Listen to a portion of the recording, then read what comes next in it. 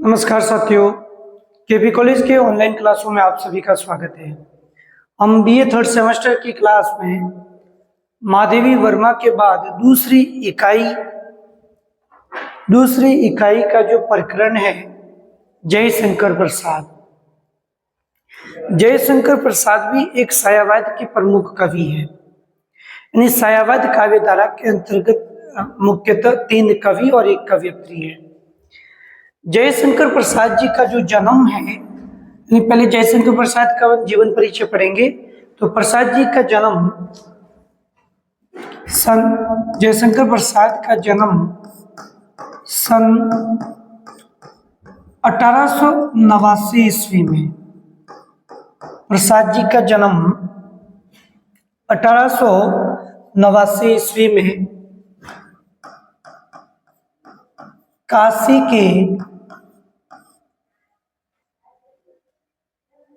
काशी के सुगनी साहू परिवार में हुआ था। सुगनी साहू परिवार में इनका जन्म हुआ। तो प्रसाद जी का जन्म 1889 में काशी के सुगनी साहू परिवार में हुआ था। इनके पिता का नाम देवी प्रसाद, माता का नाम मुन्नी देवी,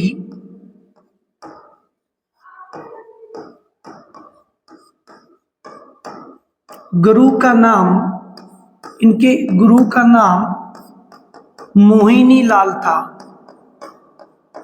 मोहिनी लाल इनके गुरु का नाम था।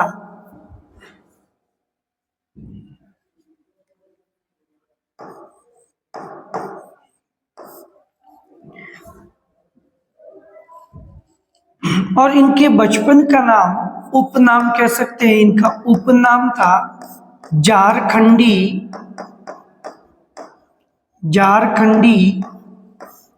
फिर आप कह सकते हो कलाधर उपनाम से भी, ये कलाधर भी इनका उपनाम था। कलाधर उपनाम से ये लेखन कार्य भी करते थे, तो इनका उपनाम कलाधर भी था। तो प्रसाद जी सायावाद के प्रमुख कवि है। इनका जन्म 1889 में काशी के सुगनी साहू परिवार में जन्म हुआ था और इनके बचपन का नाम झारखंडी या कलाधर नाम था। पिता का नाम देवी प्रसाद, माता का नाम मुन्नी देवी था। ये सायावाद के प्रमुख कवि हैं। सायावाद के प्रमुख कवि, इन्हें सायावाद का बर्मा भी कहा जाता है। सायावाद के बर्मा। तो जयशंकर प्रसाद जी को सायावाद का बर्मा भी कहा जाता है। इनका जो दर्शन था वे शैव दर्शन है। प्रसाद जी का जो दर्शन है वह शैव दर्शन है। शैव दर्शन।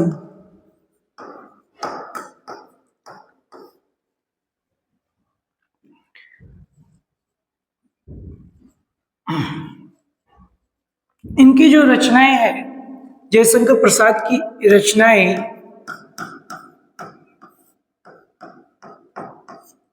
उर्वशी,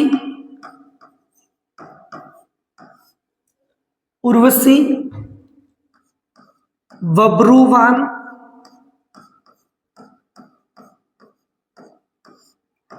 चौकुचवास,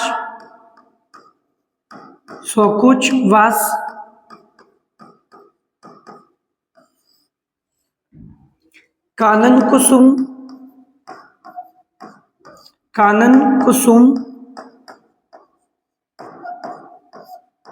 महाराणा का महत्व,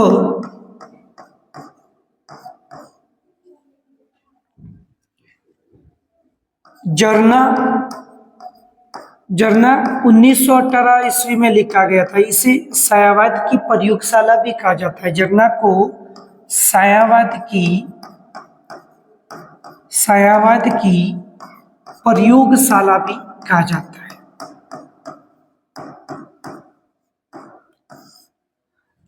जरना के बाद आंसू, आंसू को 1925 में लिखा गया। जो अभी पढ़ रहे हैं, जो आपका प्रकरण है, कविता का शीर्षक है आंसू। आंसू 1925 में लिखा गया था। फिर आंसू के बाद लहर 1933 में लिखा गया। ये एक गीति काव्य है, गीति काव्य है। फिर कामायनी, कामायनी को सन 1935 ईस्वी में लिखा गया था। शांति प्रिय द्विवेदी ने कामायनी को सायावाद का उपनिषद कहा है। कामायनी एक क्या है, महाकाव्य है। कामायनी महाकाव्य है। और कामायनी के बारे में शांति प्रिय द्विवेदी ने, शांति प्रिय द्विवेदी जी ने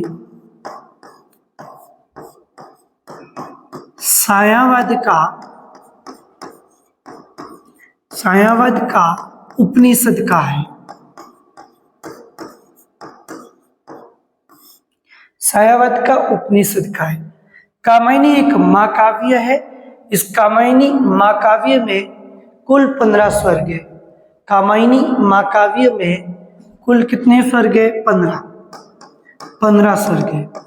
तो कामायनी महाकाव्य में 15 स्वर्ग कौन कौन से हैं?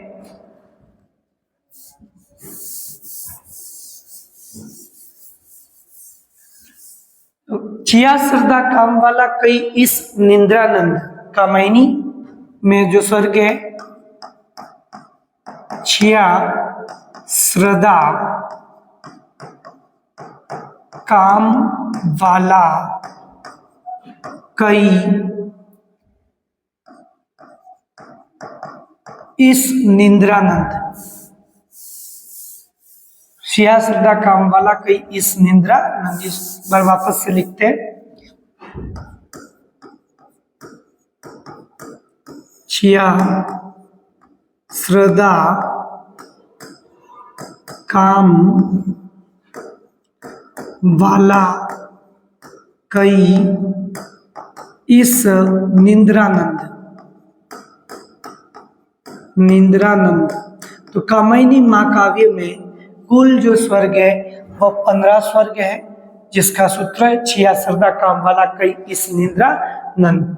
छी से चिंता, आ से आशा, श्रद्धा, काम, वासना, लज्जा,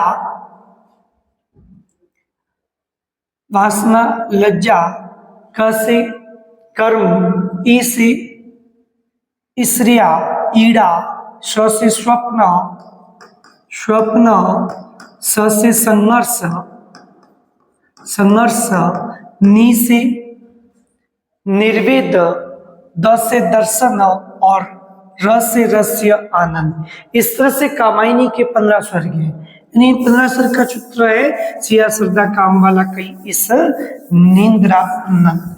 एक बार लिख के देखते हैं। छी से देखिए, पहला है चिंता, दूसरा है आशा, तीसरा श्रद्धा, चौथा है काम, पांचवा वासना,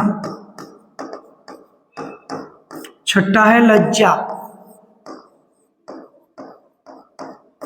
सातवां कर्म,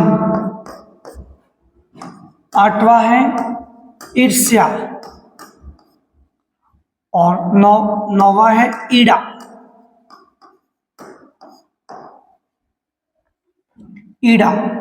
फिर 10वां है स्वप्न, 11वां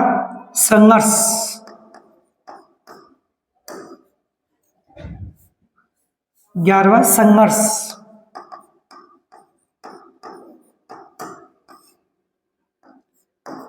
12वां है निर्वेद, 13वां हुआ दर्शन, 14वां रहस्य और 15वां है आनंद। तो ये कामायनी के 15 स्वर्ग है। 66 काम वाला कई इसनिंद्रा नंद। प्रसाद जी की मृत्यु है, जयशंकर प्रसाद जी की मृत्यु सन 1937 ईस्वी में हुई थी। तो ये आपको परिचय याद रखना है। जन्म 1889 में, मृत्यु 1937 में। बचपन का नाम झारखंडी कलाधर था और इनकी रचनाएं उर्वशी, कानन कुसुम है, बब्रुवान, स्वकुशवास, महाराणा का महत्व और जरना लहर, आंसू, कामायनी, इनके क्या है रचनाएं हैं। कामायनी महाकाव्य जिसमें 15 स्वर्ग है। अभी बात कर रहे हैं कविता अपन पढ़ रहे हैं, वो है आंसू कविता। आंसू कविता 1925 में लिखी गई थी। आंसू कविता 1925 ईस्वी में लिखी गई है। इसे हिंदी का मेघदूत भी कहते हैं। आंसू को हिंदी का मेघदूत कहा जाता है। हिंदी का इन्हें क्या कहते हैं? हिंदी का मेघदूत कहते हैं। इसमें विश्व कल्याण की भावना का चित्रण है। विश्व कल्याण की भावना,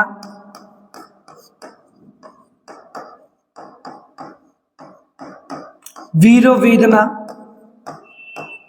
वेदना है इसमें, क्योंकि वीरो वेदना इसलिए कि यहाँ पे जयशंकर प्रसाद जी है अपने प्रियतम को याद करके, यानी अपनी पत्नी को याद करके, जिसके हृदय में जो वेदना के भाव जागृत होते हैं उसी को याद करते हुए, प्रियतम की स्मृति को याद करते हुए वह एक लौकिक से आध्यात्मिक की ओर जाने की बात की गई है। तो ये जो कविता है गीति काव्य है। ये भी क्या है? गीति काव्य है। गीति काव्य वीर वेदना का चित्रण है और इसमें छंद है वो 133 छंद है। 133 छंद है। हिंदी का इन्हें मेघदूत कहा जाता है। 1925 ईस्वी में लिखा गया आंसू को जो काव्य है, इसमें कवि ने वीरो वेदना का वर्णन है।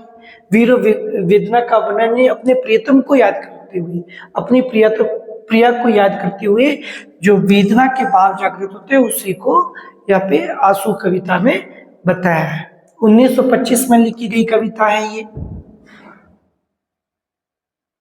तो अपने जो पाठ्यक्रम है यानी बीए 3rd सेमेस्टर में 3 कविता शामिल है प्रसाद जी की, जिसमें आंसू है। दूसरी ले चल वा बुलावा देखकर।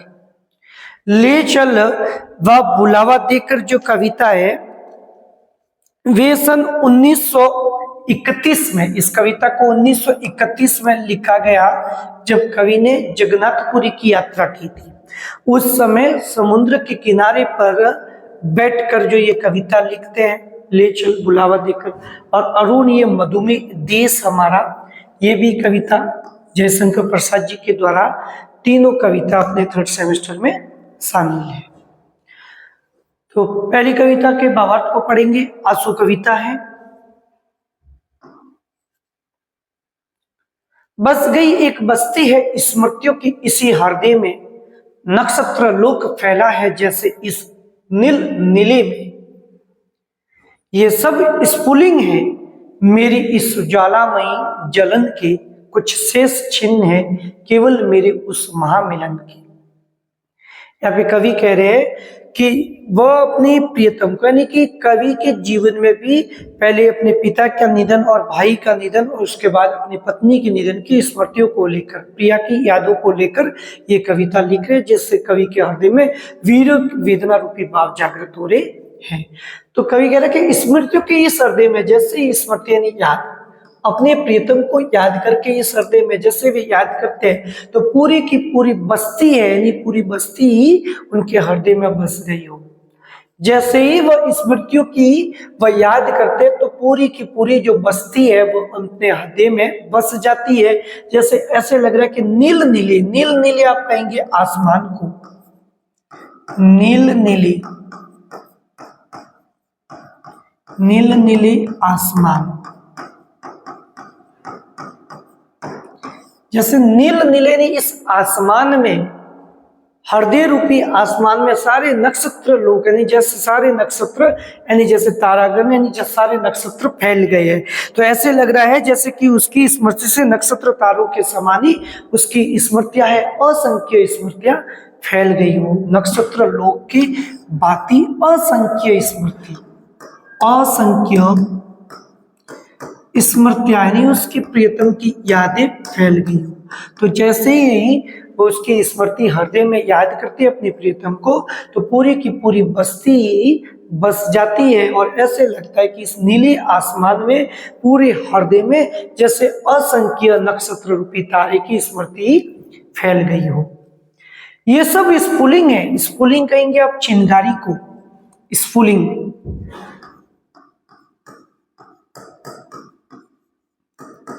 स्फुलिंग चिंगारियां।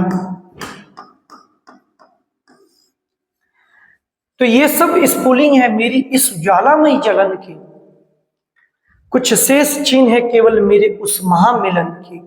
अब जैसे ही कवि जयशंकर प्रसाद अपने प्रीतम की याद आती है उसे, और उसे याद आने पर उनके मिलन के दिन याद आते हैं, तो और भी जो वेदना है चिंगारी है वह हृदय में यानी जगने लगती है, स्फुलिंग वीर वेदना बढ़ने लगती है।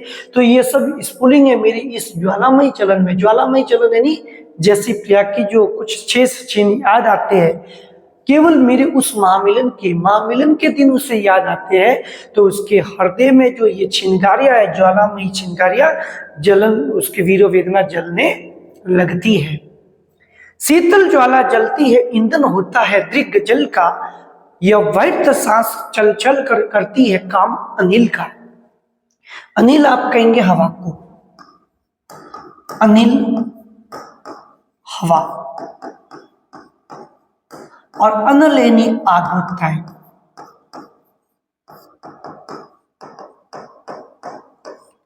तो शीतल ज्वाला जलती है, यहाँ पे विरोधाभास अलंकार है, बात विरोधी हो रही है। कवि जैसे ही अपनी प्रिया की याद आती है, नहीं कवि कह रहे कि जीवन जो अभी चल रहा है, कवि की जो ये सांसें चल रही है, श्वास चल रही है, वह व्यर्थी है, क्योंकि प्रीतम के जाने के बाद कवि की वीर वेदना बढ़ रही है। तो कवि कह रहे कि शीतल ज्वाला जलती, ईंधन होता दृग जल का, ये व्यर्थ सांस चल चल कर करती है काम अनिल का। तो अब उसकी स्मृति शेष रह गई है। तो इस शीतल ज्वाला जलती यानी कि हृदय में जो इस शरीर रूपी जो ये ईंधन है, इस ईंधन में जो ज्वाला जल रही है, किसकी? शीतल ज्वाला यानी प्रीतम की याद। ये व्यर्थी अब क्या ऐसे चल रही है, यानी कि इस ईंधन को जो आग जलाने का काम कर रहा है वह कुछ अनिल यानी हवा है, उस देह रूपी ईंधन को क्या करती है? दीप्त कर रही है, जला रही है। तो जैसे प्रीतम की याद आती है तो शीतल यानी कि उस प्रिया की याद आने पर वीर वेदना बढ़ने लगती है, जिससे कवि को ये लग रहा है कि जो ये इस शरीर रूपी ईंधन को, जो श्वास को जो आगे प्रदीप्त यानी आगे चलाने का काम कर रही है, वह हवा कर रही है। तो यहाँ पे विरोधाभास अलंकार है। क्योंकि विरोधाभास अलंकार क्यों हुआ? क्योंकि ज्वाला कभी शीतल नहीं हो सकती। ज्वाला आग को कहेंगे, आग कभी शीतल नहीं हो सकती। वाड़व ज्वाला, वाड़व ज्वाला सोती थी इस परने सिंधु के तल में, तल। वाड़व ज्वाला सोती है इस परने सिंधु के तल में, प्यासी मछली सी आंखें थी विकल रूप के जल में। आप प्रसाद जी कह रहे जिस तरह से एक आग 3 प्रकार की होती है, एक बड़वा अग्नि होती है, दावा अग्नि होती है, और तीसरी होती है जठरा अग्नि। इन तीनों अग्नि में है सबसे जो तीव्र अग्नि है, जो सबसे बड़ी अग्नि बताई गई है वह दावा अग्नि, पेट की आग बताई है। तुलसीदास कहते हैं कि इन तीनों अग्नि से जो सबसे बड़ी अग्नि है वह है दावा अग्नि, पेट की आग। क्योंकि इस पेट की आग को बुझाने के लिए ही इस संसार के जितने भी मनुष्य अच्छे और बुरे कर्म करते हैं, वह इस पेट की आग को बुझाने की खातिर करते हैं। तो यहाँ पे निराला कह रहे हैं बाड़वा ज्वल, बाड़वा ज्वल आप कहेंगे समुद्र की आग को, समुद्र की आग, बाड़वा, बाड़व ज्वाला, समुद्र की आग सोती थी इस परने सिंधु के तल में। जिस तरह से समुद्र के गर्भ में समुद्र की जो आग होती है, बाढ़ व ज्वाला होती थी, यानी समुद्र के गर्भ में क्या होती है, समुद्र की जो आग होती है जो पर्णे सिंधु के तल में होती है, उसके गर्भ में होती है। उसी तरह कवि के इस हृदय में भी क्या है, जो वीरो वेदना जल रही है, जिस तरह से समुद्र के गर्भ में एक बड़वा अग्नि जलती रहती है, वही कवि के हृदय में भी, इस हृदय रूपी समुद्र में भी वीरो वेदना रूपी अग्नि है जो जल रही है। तो उसके उस वीरो वेदना रूपी अग्नि को अब शांत कैसे हो सकती है, क्योंकि वह अपने प्रियतम के मिलन से ही हो सकती है, लेकिन वह उसको शांत करने के लिए प्यासी मछली, जिस तरह से मछली होती है वह प्यासी रहती है, तो वह यानी उसको प्यास बुझाने के लिए पानी की आवश्यकता होती है। उसी तरह प्रसाद जी की जो हृदय रूपी वीरो वेदना को बुझाने के लिए किसकी आवश्यकता है, प्यासी मछली से आकी। अब मछली क्या आस लगा के बैठती है कि उसकी प्यास बुझ जाए ताकि उसे पानी मिले। तो यहाँ पे थे विकल रूप के जल में, तो वह जल की प्यासी है। उसी बात ही कवि की आंखें भी अपने प्रियतम के दर्शन के लिए वह क्या है, प्यासी है। बुलबुले सिंधु के फूटे, नक्षत्र मालिका टूटी नभ मुक्त, कुंतला धरनी दिखलाई देती लूटी। अब यहाँ पे बुलबुले सिंधु के फूटे, जैसे ही इस हृदय रूपी समुद्र में वीरो वेदना, प्रियतम की याद से वीरो वेदना जग उठती है, तो वैसे ही वीरो वेदना के जगने से बुलबुले सिंधु के यानी समुद्र की जो स्मृतियां है, बुलबुले फूटे नक्षत्र मालिका टूटी, तारों की जो माला थी वह बिखर गई, नहीं स्मृतियां धुंधली हो गई। टूटी नभ मुक्त, और आसमान में कुंतला धरनी दिखलाई देती लूटी, ऐसे लगती है धरती जैसे आसमान रूपी जो नायिका कुंतला यानी अपने केस को खोले हुए बिखरे हुए ऐसे लग रहे जैसे वह दिखाई देती है लूटी, यानी अपना सर्वस्व सब कुछ जैसे लूट लिया हो उस बाती दिखाई देती है। इस विकल वेदना को ले किसने सुख को ललकारा, वह एक अबुध अकिंचन बेसुध चैतन्य हमारा।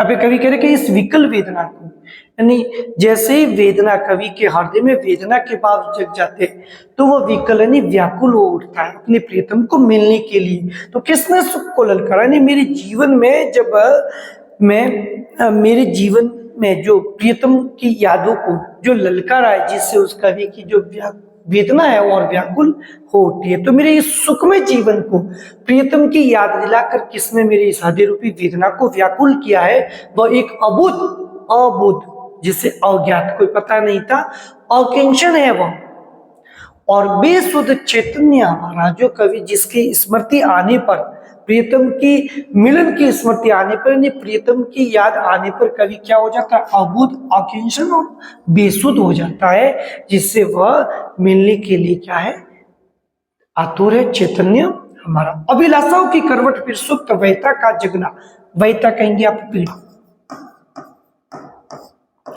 अभिलाषा मिलने के लिए आतुर, इच्छा, अभिलाषाओं की करवट फिर सुप्त, वैता का जगना, सुप्त नहीं सो जाना, सुख का सपना हो जाना, भीगी पलकों का लगना। अब कवि कह रहा है कि अभिलाषाओं की करवट, जैसे ही उसके हृदय में अभिलाषा जगी प्रियतम के मिलने की, तो अभिलाषाओं की जैसे ही अभिलाषा उसके मिलने के लिए जो प्रियतम की स्मृति जग जाती है, तो वह जो सोए हुए हृदय को, यानी अपनी जो कवि सोया हुआ था, उसका हृदय सोया हुआ था, वह जग कर क्या होता है, करवट फिर सुप्त, वैता का जगना। जैसे ही हृदय जो सोया हुआ था, तो हृदय के भाव जगने से वो उसकी वह वीरव्यता क्या होती है, वीरव्यता जग जाती है। यानी कि कहने का मतलब जैसे ही अभिलाषा यानी कि प्रियतम की याद आती है, तो वह कवि अपनी करवट बदलकर, यानी वह जगना, वहता, उसकी वहता, सोई हुई जो वेदना है वह जग जाती है, और मिलने के लिए वह क्या होता है, आतुर हो जाता है। सुख का सपना हो जाना, जैसे ही वीर वेदना बढ़ने लगती है, तो सुख का सपना समाप्त हो जाता है, और प्रियतम की याद से क्या होते हैं, अपनी पलकें भीग जाती है। इस हृदय कमल का गिरना, अलकों की उलझन में आंसू मकरंद का गिरना, मिलना निश्वास पवन में। यहाँ पे इस हृदय रूपी कमल से जो गिरा हुआ था उसका कवि का हृदय है, हृदय कमल का गिरना अली अलकों की उलझन में। अब कवि जैसे सुप्त था कि प्रियतम की याद उसे नहीं आ रही थी, लेकिन जैसे ही हृदय कमल का गिरना, यानी हृदय रूपी कमल जो प्रीतम की याद आने से हृदय रूपी कमल जो उसका है वह जग जाता है।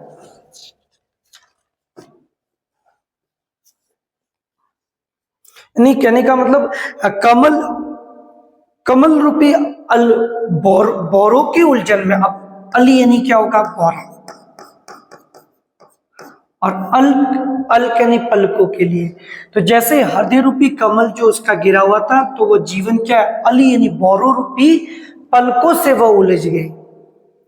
प्रीतम की याद आने पर वह बोरे रूपी पलकों से उलझ गए, और आंसू जिससे जैसे बोरों रूपी उलझन में वह उलझ गए, तो उनके जो आंसू है वह पराग बनकर गिरने लगे, पुष्प बनकर गिरने लगे, और वे आंसू क्या है, इस पवन में, पवन रूपी निश्वास में विलीन हो गए, उसमें मिल गए। तो कहने का प्रियतम की याद आने पर हृदय रूपी जो कमल गिरा हुआ था वह अली यानी बोरे रूपी अलकों में उलझ गए, पलकों में उलझ गए, जिससे क्या, आंसू मकरंद यानी पराग रूपी आंसू बनकर, मकरंद किसको कहेंगे, पराग, मकरंद, पराग, पुष्प, पराग, तो जिससे आंसू रूपी पराग गिरने लगे और वे निश्वास रूपी पवन में क्या हो गए, मिल गए, विलीन हो गए। मादक थे मोहमयी थी, मादक कह सकते हो नशा, और मोहमयी, मोह से भरी हुई, मादक थे मोहमयी थी मन बौलाने की क्रीड़ा। अब हृदय हिला देती है वह मधुर प्रेम की पीड़ा। अब प्रिय मिलन के दिन को याद करके मादक थी मोहमयी थी, यानी वह जो दिन थे बड़े नशीले थे। कवि कह रहे जब वे उसकी प्रियतम के मिलने की स्मृति को याद करते हुए बता रहे हैं कि मादक थी और बड़ी मोहमयी थी। मन बौलाने की क्रीड़ा, जिस समय वह संयोग के समय जब प्रिया को मिलते थे तो उसके मन बहलाने के लिए कई सुंदर सुंदर वे क्या करते थे, क्रीड़ाएं करते थे। फिर अब हृदय हिला दिल के, लेकिन अब वियोग के समय उनकी प्रियतम की याद आने पर कवि के हृदय है वह उद्वेलित हो उठता है, और वह मधुर प्रेम की पीड़ा है वह फिर वेदना में बदल जाती है। जो घनीभूत पीड़ा थी मस्तक में स्मृति से साई, दुर्दिन में आंसू बनकर वह आज बरसने आई। घनीभूत यानी घनी, पीड़ा यानी दुख, मस्तक, स्मृति यादें, दुर्दिन कह सकते हो बुरे दिन, दुर्दिन,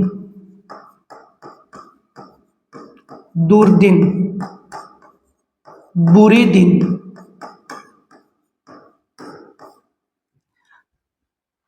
तो जो घनीभूत पीड़ा थी, जैसे ही प्रिय के यानी कि संयोग के समय की बात को याद करके कवि वियोगावस्था में पहुंचता है, तो वियोग के समय घनीभूत पीड़ा, उसकी पीड़ा और ज्यादा क्या हो जाती है, घनी हो जाती है, क्योंकि वियोग यानी प्रिय मिलन के बाद वियोग कवि के हृदय में वीर वेदना जगता है। वियोगावस्था की बात करते हैं तो उसके हृदय में घनीभूत पीड़ा होती है, पीड़ा घनी हो जाने लगती है, बढ़ने लगती है। मस्तक में स्मृति से साई, और अपने मस्तिष्क में उसकी स्मृतियां है वह क्या हो जाती है, घनीभूत हो जाती है, जिससे कवि की पीड़ा बढ़ने लगती है। दुर्दिन में आंसू बनकर, और वे बुरे दिनों में आंसू बनकर बाहर अभिव्यक्त होती है। दुर्दिन यानी बुरे दिन। रो रो कर सिसक कर कहता मैं ये करुण कहानी, तो वही कहानी कवि है अपने वियोग के संयोग के बाद वियोगावस्था में जो बातें हैं वह रोते हुए सभी को ये करुण कहानी बता रहे, सिसक कर, जब मैं अपने संयोग की कहानी वियोगावस्था में बता रहे, प्रिया के बिछोड़ने के बाद। तो तुम सुमन नोचते हो, और तुम उसे क्या कहते हो, जैसे पुष्प है फूल के नोचने के समान आप उसे मसलते जा रहे हो, उसे नोचते जा रहे हो और सुनते करते जानी अनजानी, तो उसे फूलों की तरह आप क्या कर रहे हो, मसलते जा रहे हो जाने अनजाने में, उसको और भी ज्यादा बात को यानी वीर वेदना को बढ़ाए जा रहे हो। मैं बल खाता जाता था मोहित बेसुध बलियारी, अंतर के तार खींचे, यानी जिसके हृदय रूपी तार को जिसने खींचा तीखी थी तान हमारी। तो मैं बल खाता मोहित बेसुध बलियारी, उस पर क्या हो जाता है, कभी बेसुध हो जाता है, उसकी स्मृतियां आने पर कभी बल खाते हुए बेसुध हो जाता है, उस पर बलियारी जाता है। और अंतर के द्वार यानी जैसे उसके स्मृति आती है प्रियतम की, तो हृदय रूपी तार है वह अंतर के जो तार है और भी क्या खींचे जाते हैं, नहीं कि वीर वेदना बढ़ती है, जिससे एक तीखी तान निकलती है, जिससे प्रियतम की अभिव्यक्ति दुख बनकर प्रकट होती है। नेक्स्ट इसका दूसरा भाग अगली क्लास में पढ़ेंगे। धन्यवाद।